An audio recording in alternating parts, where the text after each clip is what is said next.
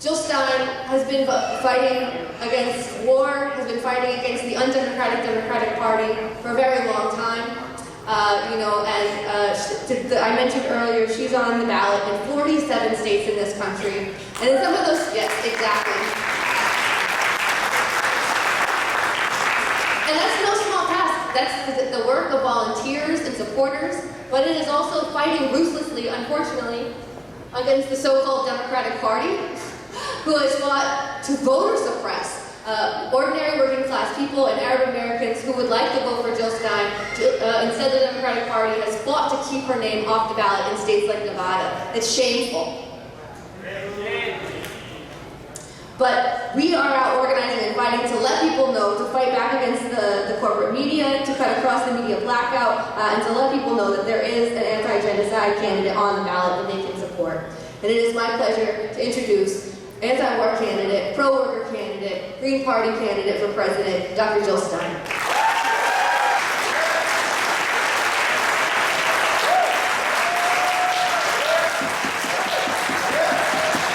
We will free Palestine. Palestine will free us. We refuse to vote for genocide in Palestine. We refuse.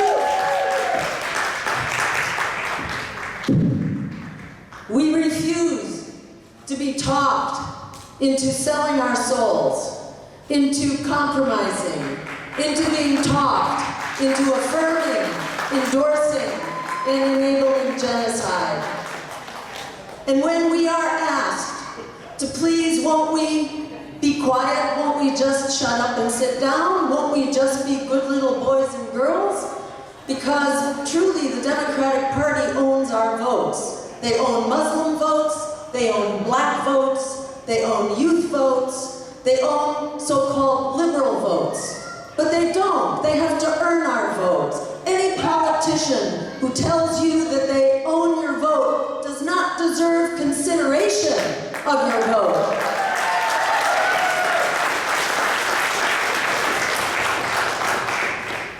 The Democrats are running scared. And they should be scared. They could fix this if they wanted. They could win back the Muslim vote, but they would rather lose the election. They would rather lose the election than stop the genocide. This is on them. They want to blame Muslims. They want to blame Greens. They want to blame socialists. They want to blame anybody but just take the focus off of their genocide. Democrats have been losing votes profoundly. When was the big tipping point? It was actually in 2010 in the midterm elections, when they lost 1,000 seats in state legislatures across the country. They lost 64 seats in Congress. They lost 13 seats in the Senate. They lost 13 governorships. Where was the third party to blame that on? There was none. This was the after effect, basically, of the Democrats throwing working people under the bus in the bailouts for Wall Street and the big banks and the mortgage brokers in 2008. They bailed out Wall Street and they threw out the homeowners. Instead of bailing out students and families who badly need a bailout, needed it then and need it now, very much against expressed public opinion, the two Democratic houses of Congress and the Obama Democratic White House, a trifecta of Democrats, decided to bail out Wall Street to the tune of trillions of dollars and allow millions of homeowners basically to be thrown out and lose their life savings. So the Democrats were punished. They didn't have any third party to blame it on. There was no spoiler mythology in 2010. They just said they got shellacked and they didn't explain why. And since then, that loss has continued as the Democrats continue to lose votes because they have abandoned working people.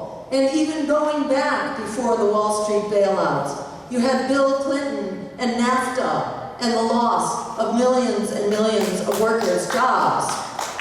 So the Democrats have been throwing working people under the bus for decades, actually. They have no one to blame but themselves.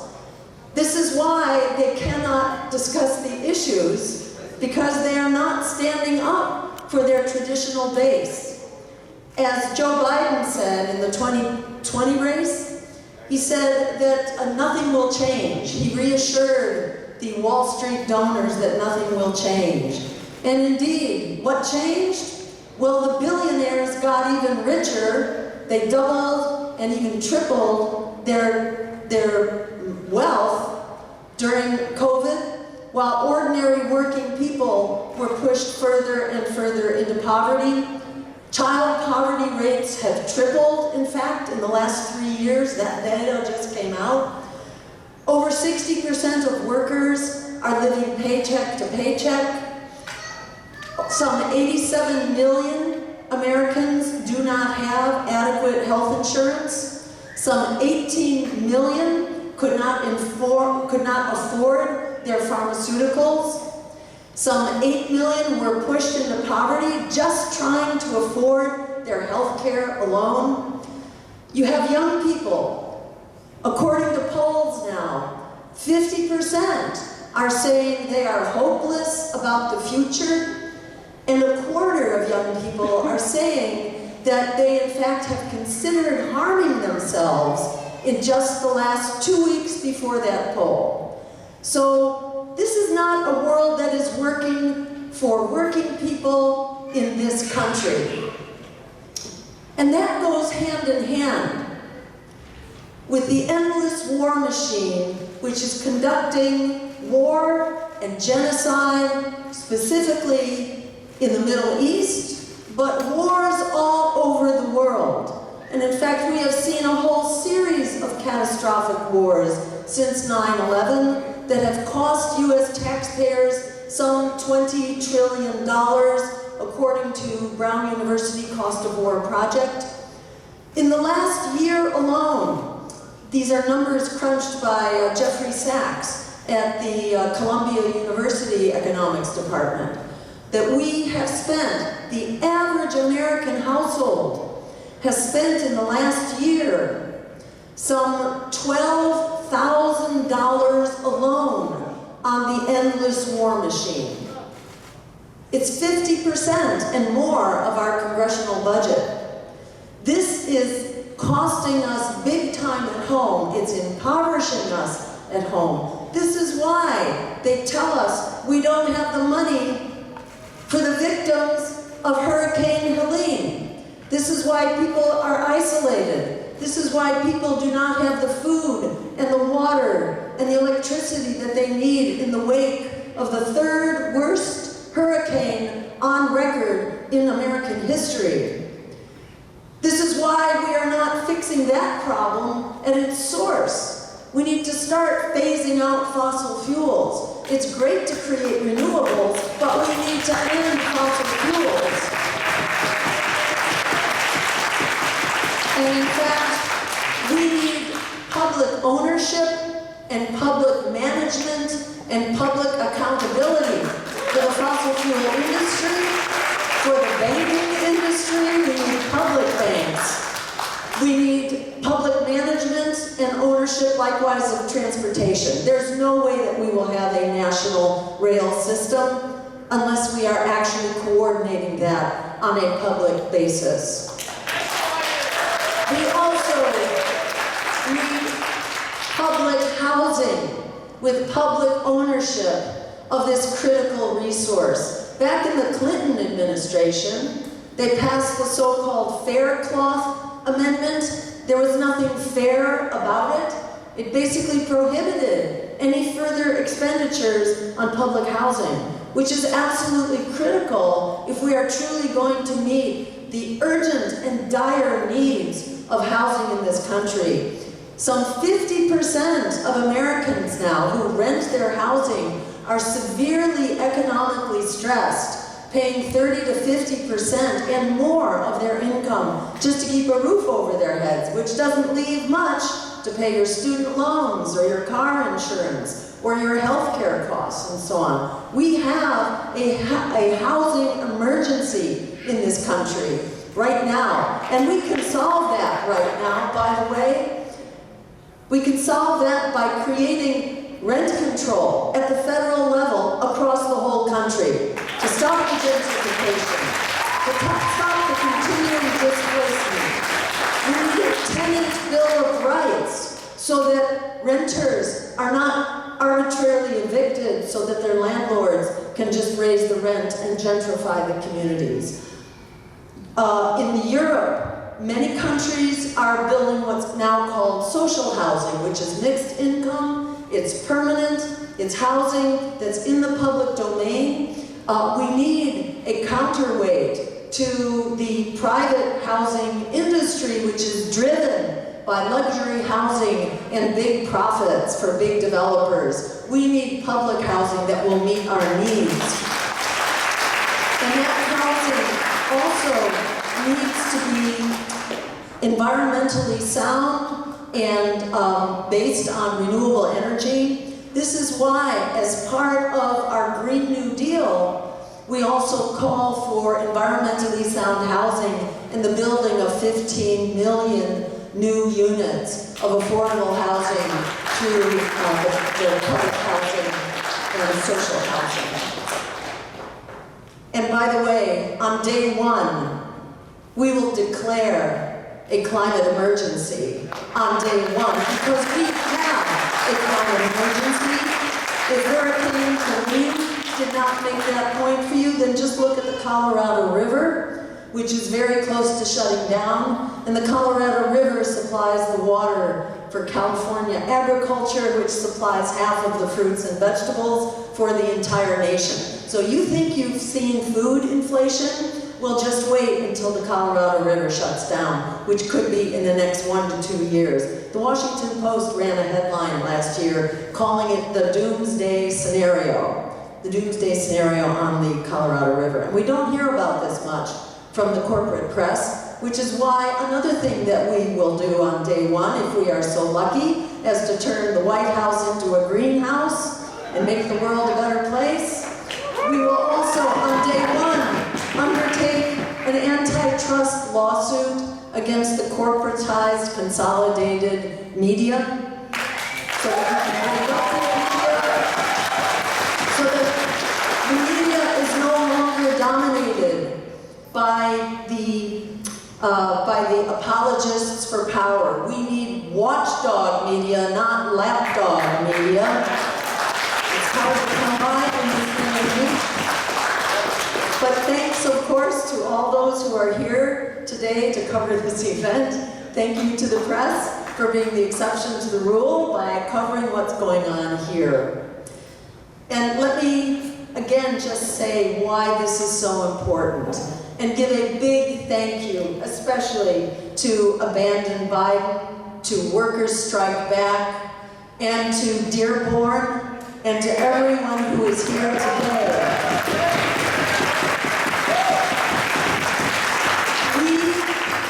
We are ground zero. We are the moral compass that is saying no to genocide, that is saying no to endless empire and its endless war machine. We are saying no to oligarchy. We are saying no to rising fascism, which is a serious problem, not just waiting for Donald Trump. It's happening right now here under Democrats with cop cities, with the war on freedom of the press, the war on freedom of speech, the war on the freedom to protest. Cop cities are happening under many Democratic municipal administrations across the country. We're seeing some 70 to 80 cop cities being built. We're seeing the training of local police now by the Israeli Defense Forces, teaching these abusive tactics for those who've been subjected to them. It's absolutely outrageous, criminal, and dehumanizing. We need to put an end to it. Let me also say another action item on day one is to instruct the Department of Justice, our Green Department of Justice, to take AIPAC to court as a violation of the Foreign Agent Administration Act.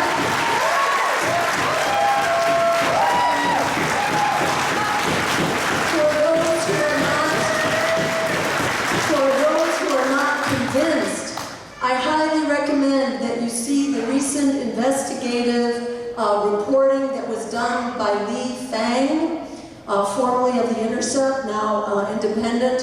His investigation of nonprofit organizations in this country who are actually funded by the Knesset, by money coming directly from Israel to nonprofit organizations in this country in order to change legislation, in order to change rules on campuses. Why is it that we suddenly have this ocean of repression on campuses, or an ocean of anti-BDS legislation around the country? This is not coming from nowhere. This is funded.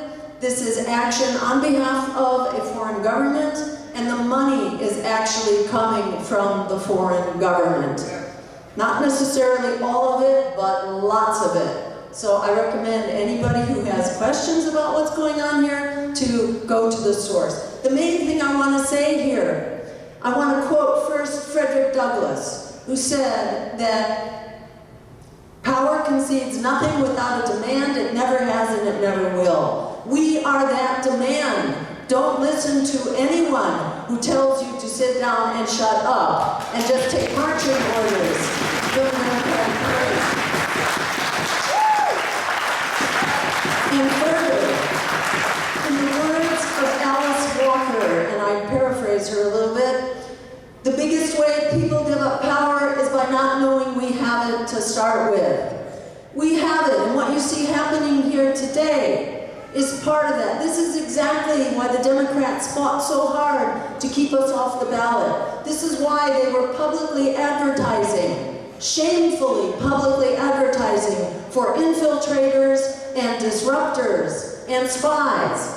They were publicly advertising they did job postings for people to manage infiltrators and spies on our campaign. They also hijacked our public funding and held onto it for months while we were conducting our ballot drives. And they caused some trouble on that front. But this is why they are running scared. They are running scared because they know that their days are numbered. Their days of genocide are numbered because 68% of Americans, according to a poll done even back in November, already oppose the genocide and demand an immediate ceasefire. And since then, 61% of Americans demand an immediate weapons embargo, and we must have that. And I strongly echo the remarks made earlier today that the longshoremen really need to be urged by us to stand up and to be the source. You know, it is working people. It is working people organized at the workplace, in their unions, that bring our moral vision, our moral compass to the political and economic reality. And boycott, divestment, and sanctions has been enormously effective. Israel is in deep trouble on many fronts, both militarily and economically. And some of that is because of the contracts that are being canceled, most recently at MIT. MIT, the home of so much of the military-industrial complex, canceled a major contract. And this is undoubtedly why so many heads are being bashed in campuses around the country, because so many campuses are being funded by military contracts, which again gets to why we are here. We are here to create an America and a world that works for all of us. Step one is to stop the genocide. And every vote that is cast for Kamala Harris or Donald Trump or RFK, because he's still on the ballot in some states, many states actually, every vote is an endorsement of genocide. Every vote for our campaign is a shot across the bow of the empire, telling them that we are here, we are organized, we are not going away, this genocide will be ended. And again, on day In fact, even before day one, on the day of the election, we would pick up the phone and tell Bibi Netanyahu that his genocidal war is over. And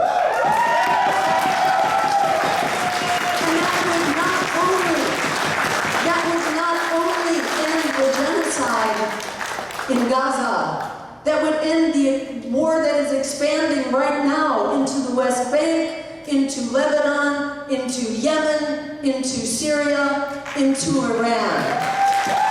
This is unbelievably dangerous for all of us. And all of this goes away the minute the genocide is over. It's not like it's rocket science. It's not like Biden and Harris don't have the power to end it. They claim to be working diligently night and day for a ceasefire, but actually we know from the revelations published in Politico the other day that what they're working for is the expanding war. They have been working to encourage Israel to move forward and attack Lebanon. So they are not doing what they say, but they do have the power. We must hold them to account because it's simple. It is a simple matter. As Amr was saying earlier in the program, it's not complicated, it's simple. We have the moral imperative to end this genocide, we have the popular support, and we have the means to end this genocide by picking up the phone and telling Bibi Netanyahu it's over, just as Ronald Reagan did in the 1980s. And it doesn't end there, which is why our movement does not end.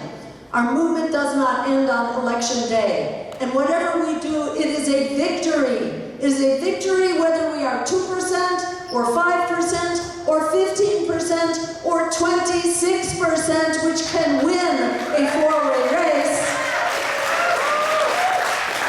Remember, in the last presidential election, 1 out of every 3 eligible voters voted with their feet by declining to vote for the parties of war and Wall Street being rammed down our throats, back then and now as well. So 1 out of 3 voters is enough to win a 3-way and a 4-way race. So I would not accept as written in stone that we are not going to the White House. I wouldn't accept anything in this election that has defied all expectations.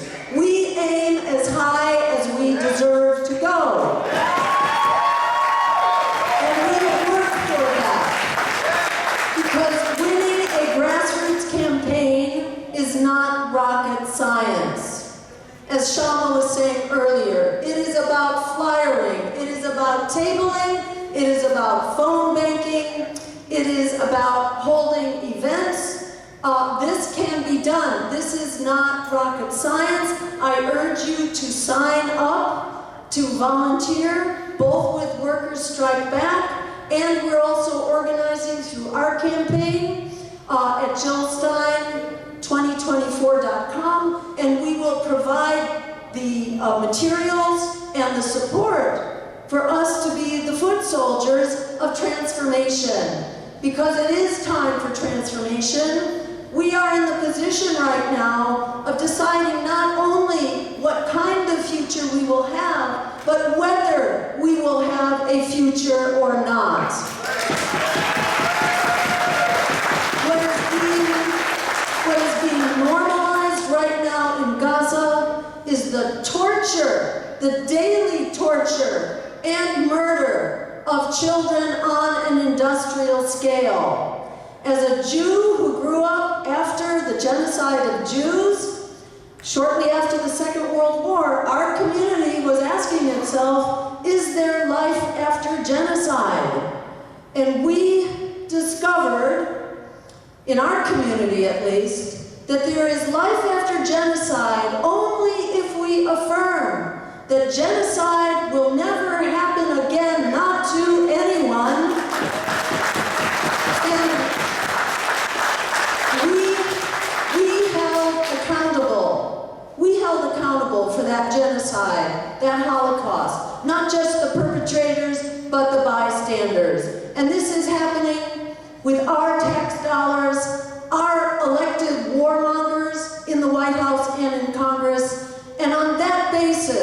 It is a moral imperative for us to stand up and do all that we can to throw the bums out now, all of the genociders, and to not vote for genocide, to make a strong vote against genocide, and for us to continue building this movement.